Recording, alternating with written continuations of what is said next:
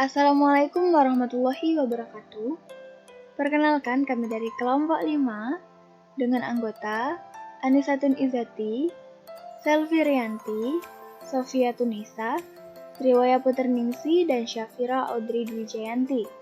Dengan guru pembimbing yaitu Ibu Petri Priyatni ST MPD. Baiklah, di sini kami akan menyampaikan materi mengenai minyak bumi. Di materi minyak bumi ini kita akan membahas mengenai komposisi minyak bumi, pembentukan minyak bumi, pengolahan minyak bumi, bensin, dan juga asap buang kendaraan bermotor. Nah, kita masuk ke materi yang pertama yaitu komposisi minyak bumi. Nah, dapat dilihat dalam tabel berikut, ada beberapa jenis senyawa yang merupakan komposisi dari minyak bumi. Mulai dari hidrokarbon dengan jumlah persentase 90-99%. Contohnya alkana, sikloalkana, dan aromatis. Terus ada senyawa belerang dengan jumlah persentase 0,1-7%. Contohnya tioalkana dan alkana tiol. Terus ada senyawa nitrogen dengan persentase 0,01-0,9%.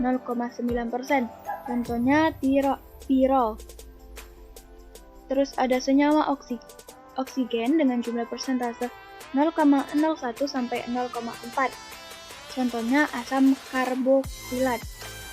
Dan yang terakhir ada organologam. Nah, yang ini jumlah persentasenya sangat kecil.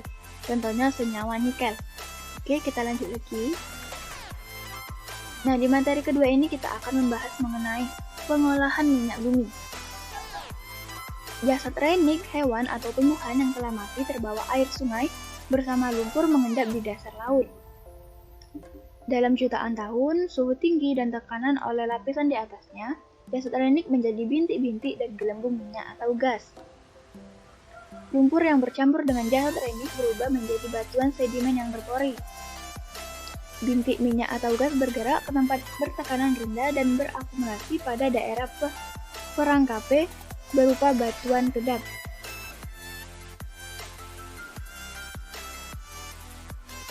Nah, selanjutnya proses terjadinya minyak bumi.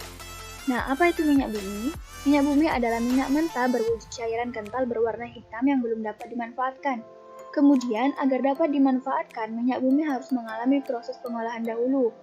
Pengolahan minyak bumi dilakukan dengan kilang minyak melalui 2 tahap. Tahap pertama dilakukan dengan cara distilasi bertingkat dan pengolahan kedua dilakukan dengan berbagai cara.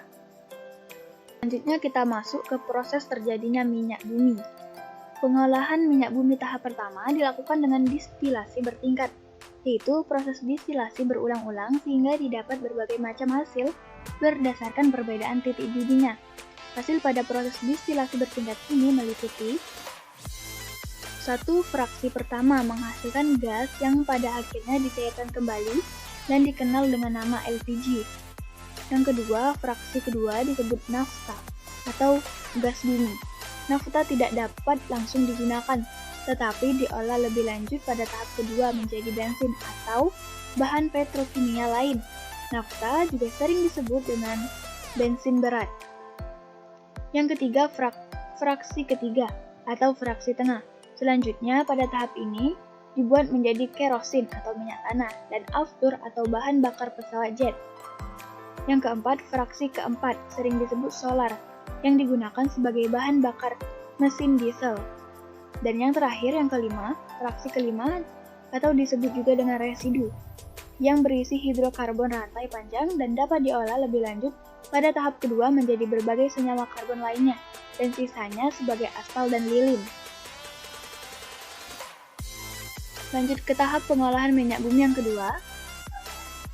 Nah, pada pengolahan minyak bumi tahap kedua ini dilakukan berbagai proses lanjutan dari hasil penyulingan pada tahap pertama.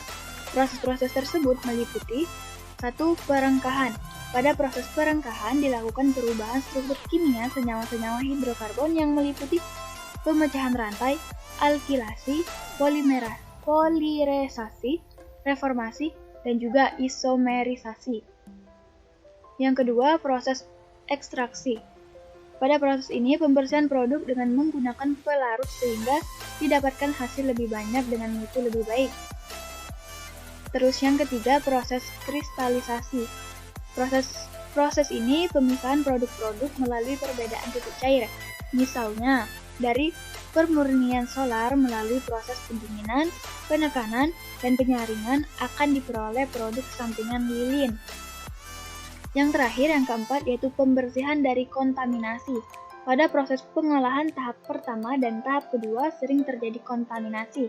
Nah, kotoran-kotoran ini harus dibersihkan dengan cara menambahkan soda kaustik, tanah liat, atau hidrogenasi. Hasil proses tahap kedua ini dapat dikelompokkan berdasarkan titik didih dan jumlah atom pembentuk rantai karbonnya. Oke, kita masuk ke materi yang selanjutnya, yaitu destilasi bertingkat, yaitu suatu teknik pemisahan berdasarkan perbedaan titik didihnya. Nah, dapat dilihat pada gambar berikut. Ini adalah proses pemisahan mulai dari gas, bensin, kerosin, diesel, pemulas, dan residu dengan rantai karbon dan titik didih yang juga berbeda.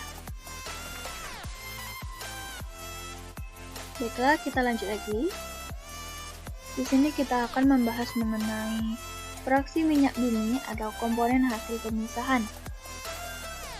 Nah, dapat dilihat di sini, mulai dari titik didih yang kurang dari 20 derajat Celcius dengan jumlah atom karbon C1 sampai C4, kegunaannya bahan bakar gas atau dikenal dengan LPG, bahan baku pembuatan berbagai produk petrokimia. Nah, terus pada titik didih 20 sampai 60 derajat Celcius dengan jumlah atom karbon C5 sampai C6, kegunaannya sebagai petroleum ether yang merupakan pelarut nonpolar digunakan sebagai cairan pembersih. Pada titik didih 60 sampai 100 derajat Celcius, atom karbonnya C6 sampai C7, kegunaannya ligrolin atau nafta, pelarut nonpolar dan cairan pembersih. Pada titik didih 40 sampai 200 derajat Celcius, jumlah atom karbon C5 sampai C10, kegunaannya sebagai bensin yaitu bahan bakar minyak. Terus pada titik didih 175 sampai 325, jumlah atom karbonnya C12 sampai C18.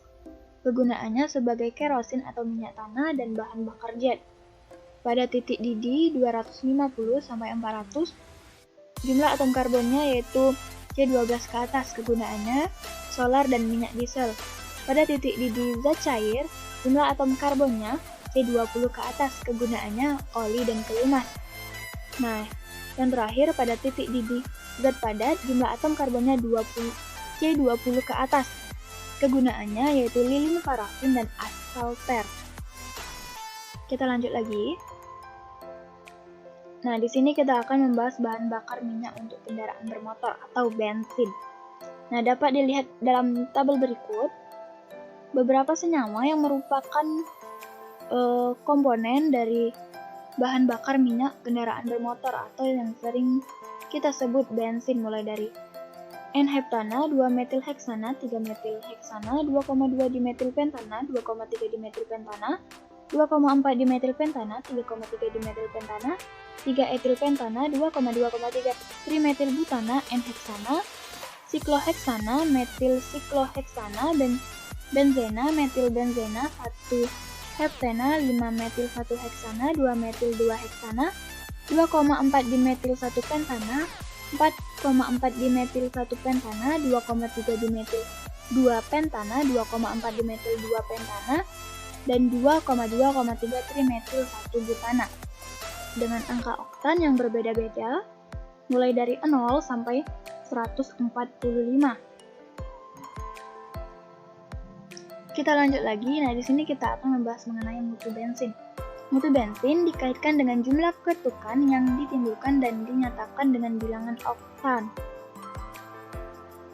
Ketukan yaitu perilaku yang kurang baik dari bahan bakar, yaitu kendaraan saat pembakaran terjadi terlalu dini sebelum piston berada pada posisi yang tepat.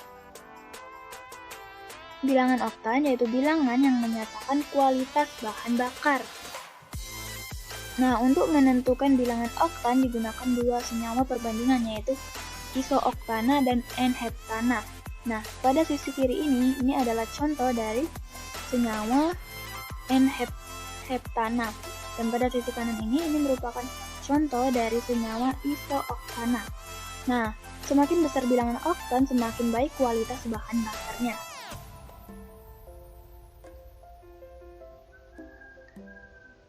Oke, selanjutnya kita akan membahas mengenai bilangan oktan bensin. Premium memiliki bilangan oktan 88. Artinya kualitas bensin premium setara dengan kualitas campuran 88% isooktana dan 12% N-heptana. Selanjutnya, meningkatkan bilangan oktan. Reforming, proses pengubahan alkana rantai lurus menjadi bercabang dengan menambahkan zat anti ketukan. Zat anti ketukan yaitu TEL dan MTBE. Dan materi yang terakhir yaitu dampak pembakaran bahan bakar. Nah, dapat dilihat pada tabel berikut, mulai dari CO2 dengan kerugian yang ditimbulkan yaitu pemanasan global, CO yang kerugian yang ditimbulkan yaitu menimbulkan rasa sakit pada mata, saluran pernapasan, dan juga paru-paru. Terus ada oksidasi belerang, SO2 dan SO3, dan kerugian yang ditimbulkan yaitu merusak jaringan dan menimbulkan rasa sakit, serta terjadinya hujan asam. Terus ada oksidasi nitrogen, NO dan NO2, dan kerugian yang ditimbulkan yaitu bahan pencemaran dan fenomena asbut atau asap kabut. Terus ada lagi partikel timah hitam dengan kerugian yang ditimbulkan yaitu sakit kepala, mudah teriritasi, mudah lelah, dan depresi, kerusakan otak, ginjal, serta hati.